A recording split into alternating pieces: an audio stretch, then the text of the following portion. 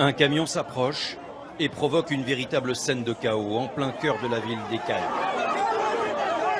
Ce véhicule est chargé en sacs de riz et pour cela les Haïtiens sont prêts à se battre. Ici, la population privée de nourriture n'a pas d'autre espoir que de compter sur l'aide extérieure. Pour cet homme, ce sac a valeur de trophée.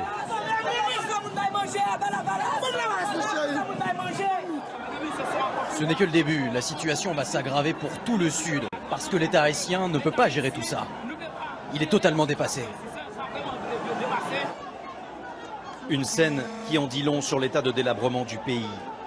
En fait, c'est un parti politique en campagne et non pas une organisation humanitaire qui a pris l'initiative de cette distribution. Mais qu'importe, ici, c'est toujours la loi du plus fort qui l'emporte. Moi, je suis malade, je ne peux pas lutter avec cette foule. Je dors dans la rue, tout ce que j'ai sur moi, c'est tout ce qui me reste. L'État est en effet presque entièrement absent. Seule la Croix-Rouge d'Haïti gère l'urgence, comme ici, dans ce centre improvisé dans un lycée. L'ouragan a poussé des centaines de milliers d'habitants dans la rue. Pourtant, même ici, il faut composer avec l'unique point d'eau.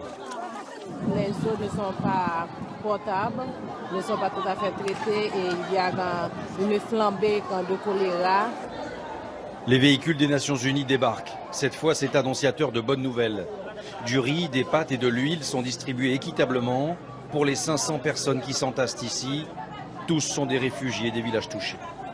Cette situation n'est pas exceptionnelle en Haïti. On estime que 370 000 personnes sont actuellement en situation d'urgence.